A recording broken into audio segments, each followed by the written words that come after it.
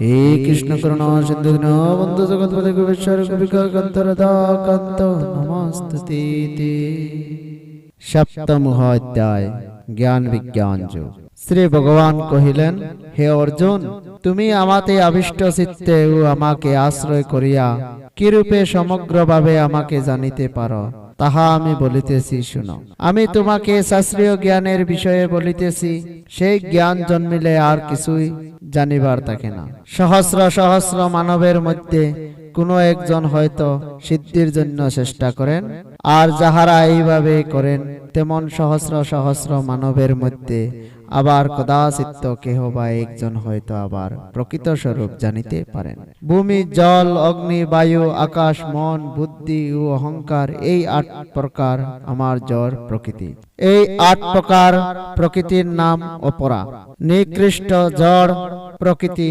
ইহা ছাড়া আমার আর একটি প্রকৃতি আছে, তাহার নাম পরা, শ্রেষ্ঠ প্রকৃতি। হে মহাবাহু, জানিবে তাহাই এই সমস্ত জগৎকে ধারণ করিয়া রহিয়াছে। এই পরা অপরা প্রকৃতি হইতে সর্বপ্রাণীর সৃষ্টি হইয়াছে।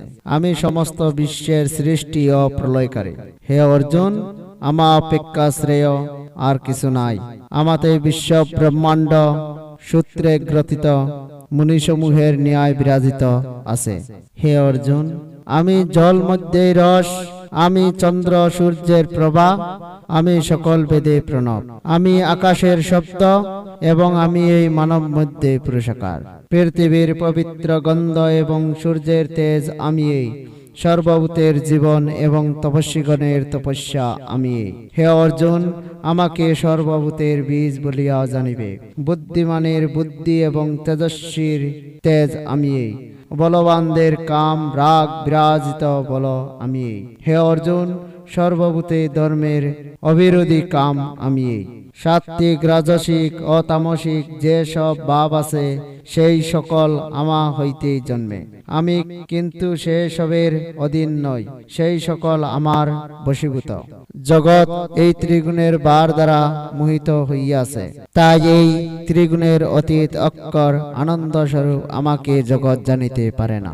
আমার এই ত্রিগুণময়ী দৈবী মায়া অতিক্রম করা অত্যন্ত কঠিন, কিন্তু আমাকে যাহারা আশ্রয় করেন তাহারাই শুধু এই মায়া হইতে উত্তীর্ণ হন। যাহারা সুকৃতি ও বিবেকহীন, সেই সব নরাধমরা আমায় পায় না, কারণ মায়া তাহাদিগের জ্ঞান ও লোপ করিয়া অসুরের ন্যায় কাজ করায়। হে অর্জুন, আর্ত জিজ্ঞাসু অর্থাৎ ও জ্ঞানী, এই 4 প্রকার পুণ্যাত্মা ব্যক্তি আমাকে ভজনা করেন। এই 4 প্রকার পুণ্যাত্মা ব্যক্তির মধ্যে জ্ঞানী এই শ্রেষ্ঠ। জ্ঞানী এই আমার প্রিয়, আবার জ্ঞানী আমার অত্যন্ত প্রিয়। এই 4 প্রকার পুণ্যাত্মাই শ্রেষ্ঠ, ইহাদের মধ্যে জ্ঞানী এই আমার আত্মার স্বরূপ। ইহা আমার মত, কারণ তিনি পরমাগতি স্বরূপ আমাতেই আশ্রয় করিয়া থাকেন। বহু বহু জন্মের পর জ্ঞানী ব্যক্তি বুঝিয়া থাকেন যে বাসুদেবেই আমি সব। এইরূপ মহাত্মা জগতে বড়ই দুর্লভ জানিবে। কামনার দ্বারা যাদের জ্ঞান নষ্ট হইয়াছে, তাহারা নিজ নিজ প্রকৃতির অনুযায়ী অন্যান্য দেবতার উপাসনা করিয়া থাকেন। যে যে ভক্ত ভক্তি যুগ হইয়া যে যে দেবতার পূজা করেন, আমি সেই সেই দেবতাতেই তাহার অচলা ভক্তি দিয়া থাকি। যে ভক্ত অচল শ্রদ্ধাযুক্ত হইয়া যে দেবতার পূজা করে, সেই দেবতা তাহার সকল বাসনা পূর্ণ করেন। প্রকৃতপক্ষে সেই সকল দেবতা আমি। অল্প বুদ্ধি ব্যক্তিগণের দেবতার পূজা অনিস্থায়ী, কারণ তাহারা দেবতার পূজা করিয়া দেবলোকে যান, আর আমার ভক্তেরা পরিণামে আমাকেই পাইয়া থাকেন। অল্প বুদ্ধি ব্যক্তিগণ আমার পরম পাপ না জানিয়া অব্যক্ত রূপ আমি ব্যক্ত, অর্থাৎ তাহারা ভাবে যে আমি মনুষ্য, মৎস্য, কুর্ম ইত্যাদি রূপে জন্ম লইয়া থাকি। এই রূপে বিবেচনা করে যুগমায়ায় সমাচ্ছন্ন আমি সকলের কাছে প্রকাশিত হই না, তাই মূঢ়গণ অভয় স্বরূপ আমায় বুঝে না। হে অর্জুন, অতীত, বর্তমান ও ভবিষ্যৎ যাহা কিছু হইয়াছে, হইতেছে এবং হইবে, সে সকল আমি জানি, কিন্তু আমাকে কেহই জানে না।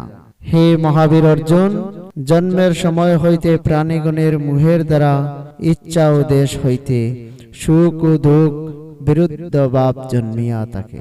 যেসব পুণ্যকর্মা মানবের পাপ নষ্ট হইয়া গিয়াছে, তাহার এই সুখ দুঃখ হইতে মুক্ত হইয়া একাগ্র মনে আমাকে ভজনা করেন।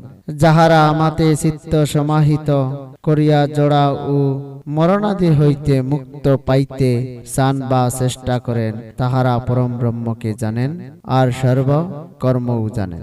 আমি এই অধিভূত, অধিদৈব্য এবং অধিযোগ্য স্বরূপ, এই রূপে যাহারা আমাকে জানেন, তাহারাই প্রয়াণকালেও আমাকে জানিয়া থাকেন, তাই আমাকে পরম বস্তু বলিয়া জানিতে পারেন। ইতি জ্ঞান বিজ্ঞান যোগ নামক সপ্তম অধ্যায়। চ্যানেলে নতুন হয়ে থাকলে চ্যানেলটিকে সাবস্ক্রাইব করবেন আর লাইক করবেন। সুখে থেকো, ভালো থেকো। আবার দেখা হবে পরবর্তী ভিডিওতে। আর কমেন্টে জয় শ্রীকৃষ্ণ, রাধে রাধে লিখতে ভুলবেন না।